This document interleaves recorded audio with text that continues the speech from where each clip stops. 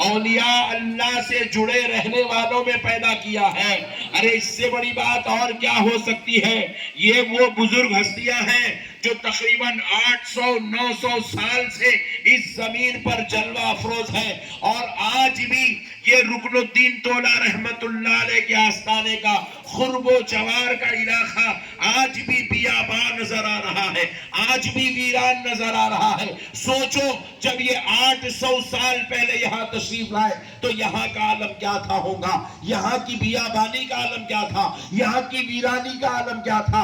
اللہ نے ایسے وقت میں، ایسے موقع پر ان کو اس وادی میں بٹھا کر رب نے دنیا والوں کو بتلا دیا، دنیا والوں دیکھو تم محلات بنا کر آباد نہیں ہوتے، ہمارا محبوب جنگلوں میں بھی بیٹھتا ہے تو 900 سال کے بعد بھی اس کا ڈنکا بجایا جا رہا ہے۔ سبحان اللہ۔ اس کی آبادی کا یہ عالم ہے، اگرچہ کہ یہاں گھر نظر نہیں آ رہا ہے لیکن ان کا مقام مسلمانوں کے دلوں میں نظر آ رہا ہے۔ بندہ نواز سے پوچھو وہ رکن الدین تولا کی تعریف کر رہے ہیں، حضرت معصوم سے پوچھو وہ رکن الدین تولا کی تعریف کر رہے ہیں، ارے بزرگوں سے پوچھو یہ حضرت رکن الدین تولا کی عظمت بیان کر رہے ہیں۔ یہ وہ بزرگ کامل ہیں جن کو اللہ نے سرکار غوث اعظم کی اولاد ہونے کا شرف عطا فرمایا ہے۔ یہ وہ اللہ کا ولی ہے جو آج بھی اپنی مزار اقدس سے بیٹھ کر، اپنی مزار اقدس میں لیٹ کر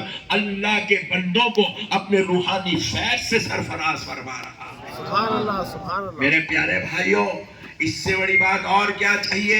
اللہ نے ہمیں ان محبوبوں کے چاہنے والوں میں پیدا کیا ہے، ان کے نام لیواؤں میں پیدا کیا ہے، ان سے عقیدت رکھنے والوں میں پیدا کیا۔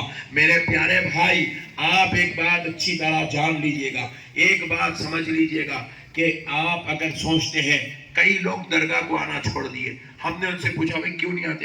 اب بولے بھائی ہم پروفیسر آدمی ہیں، ہم جو ہے وکیل آدمی ہیں، ہم ڈاکٹر ہیں، ہم انجینئر ہیں، ہمارا تھوڑا اسٹیٹس الگ ہے، درگاہوں میں ہم دیکھتے ہیں بالکل لوکل ٹائپ کے لوگ جو آتے ہیں۔ مگر یاد رکھ لو مسلمانوں، یہ جو اولیاء اللہ سے تم علم کی وجہ سے دور ہو رہے ہو، اسٹیٹس کی وجہ سے دور ہو رہے ہو، دولت کی وجہ سے دور ہو رہے ہو، منصب و عہدوں کی وجہ سے دور ہو رہے ہو، یاد رکھ لو اللہ نے سب سے بڑا عہدہ جس کو دیا تھا اس کا نام ابلیس تھا۔ کیا عہدہ اللہ نے اس کو دیا تھا؟ وہ معلم الملائکہ تھا۔ کیا تھا؟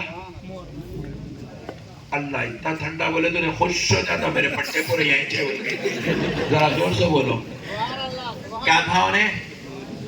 معلم الملائکہ، فرشتوں کا ٹیچر تھا، ٹیچر، لیکچرر، پروفیسر تھا۔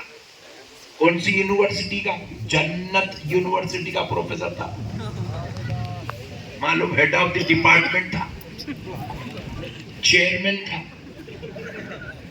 ایجوکیشن منسٹر تھا، بہت بڑا دھارکاری تھا، مگر اس کے باوجود بھی جنت میں رہ نہیں سکا، جنت میں رہ نہیں سکا۔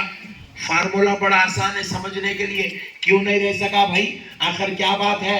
معلم الملائکہ تھا، کون سی یونیورسٹی؟ گلبرگہ یونیورسٹی میں نہیں پڑھاتا تھا، بندہ نواز یونیورسٹی کا ٹیچر نہیں تھا، جنت میں پڑھاتا تھا، اور کسی گناہگاروں کو یا گناہگاروں کے بچوں کو، مومنوں کو یا کافروں کو نہیں پڑھاتا تھا، فرشتوں کو پڑھاتا تھا، معصوموں کو پڑھاتا تھا۔ اللہ اکبر کبیرہ۔ اور آپ کے جیسی میری جیسی کرسیوں پہ ٹیکا لے کے نہیں بیٹھتا تھا، عرش الہی کو ٹیکا لگا کے بیٹھتا تھا۔ اللہ اکبر۔ اتنے بڑے منصب پہ، اتنے بڑے مقام و مرتبے پہ فائز تھا، لیکن اللہ نے کیا کیا؟ جب جنات کو پیدا کر دیا، فرشتوں کو پیدا کر دیا، تو رب نے چاہا اب محبوب کو پیدا کیا جائے، تو اللہ نے اپنے محبوب کو پیدا کیا۔ اس محبوب کا نام حضرت آدم علیہ السلام ہے۔ وہ اللہ کے پیارے بندے ہیں، وہ اللہ کے چہیتے بندے ہیں، وہ اللہ کے نیک بندے ہیں، جن کو پیغمبر بنا کر دنیا میں بھیجا گیا۔ وہ حضرت آدم کو جب تخلیق عمل میں آئی، حضرت آدم جب تخلیق ہوئی، اللہ نے حکم دیا کہ میرے آدم کو سجدہ کر۔ کیا حکم دیا حضرت آدم کو؟ زور سے بولو، سجدہ کر۔ زور سے بولو، سجدہ کر۔ بولے تو وہ عبادت کا سجدہ نہیں تھا، تعظیم کا سجدہ تھا۔ احترام کا سجدہ تھا، محبت کا سجدہ تھا، پیار سے کرنے کے لیے حکم دیا گیا تھا، مگر شیطان کیا اکڑ گیا۔ کون اکڑا؟ علم والا اکڑا، منصب والا اکڑا، عہدے والا اکڑا، مرتبے والا اکڑا، شان والا اکڑ گیا، رتبے والا اکڑ گیا، معلم الملائکہ اکڑ گیا، جنت کا مکین اکڑ گیا۔ اللہ رب العزت کو جلال آیا، رب نے کیا کیا؟ فخرج فإنک رجیم کہا، نکل جا ہمارے دربار سے، ہم نے تجھے مردود کر دیا ہے۔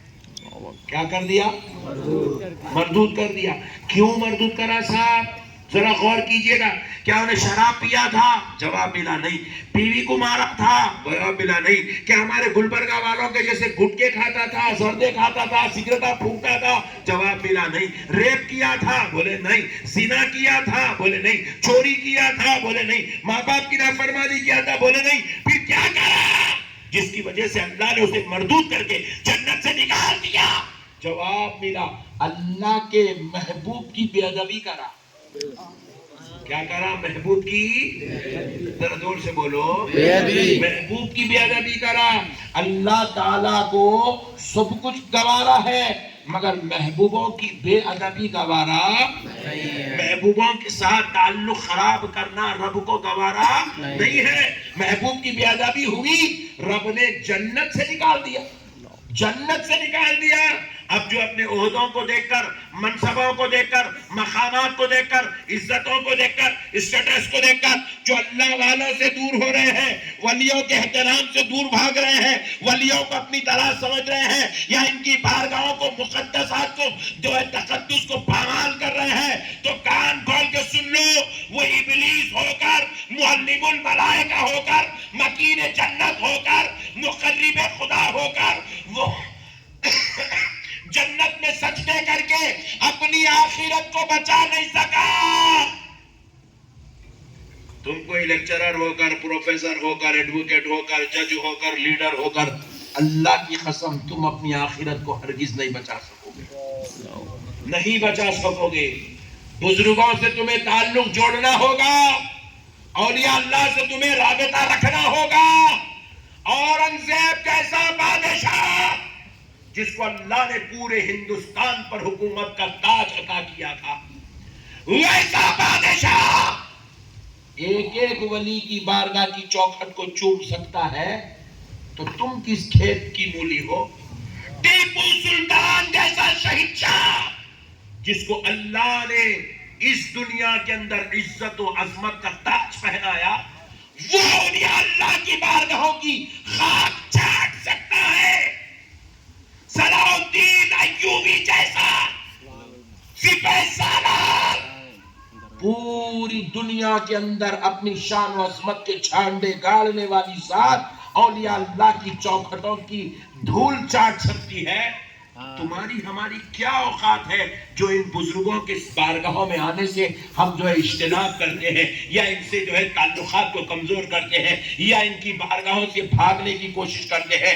ارے قلی قطب شاہ جیسا شہنشاہ، اکبر جیسا شہنشاہ، ارے بڑے بڑے لوگوں کو دیکھ لو جتنے آج بڑے بڑوں کے نام زندہ ہیں، عادل شاہ کو دیکھ لو جتنے بڑوں کے نام زندہ ہیں، ان کو دیکھ لو یہ کہاں جا کے سرفراز ہوتے تھے۔ تانا شاہ کو دیکھو، اس کی مزار کسی میخانے میں نہیں ہے، بندہ نواز کے بابا کے بارگاہ میں خدموں میں لیٹا ہوا نظر آ رہا ہے۔ جب اتنے بڑے بڑے شہنشاہوں کو، بادشاہوں کو ان بارگاہوں سے فیض مل رہا ہے، ان کی دعاؤں سے ان کے صدقے میں سر بلندی نصیب ہو رہی ہے، سرتاجی نصیب ہو رہی ہے، سروں پہ تاج عزت نصیب ہو رہا ہے، تو پھر آپ اور ہم کون سی کھیت کی مولی ہے میرے بھائی؟ یاد رکھو مسلمانوں، ہم نے اس ملک پر 1000 سال حکومت کی،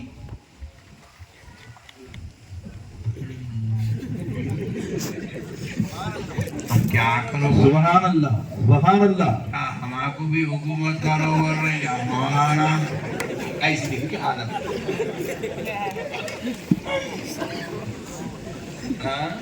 غلط جگہ پہ صحیح باتیں ہو رہی جیسا دکھ رہا میرے کو۔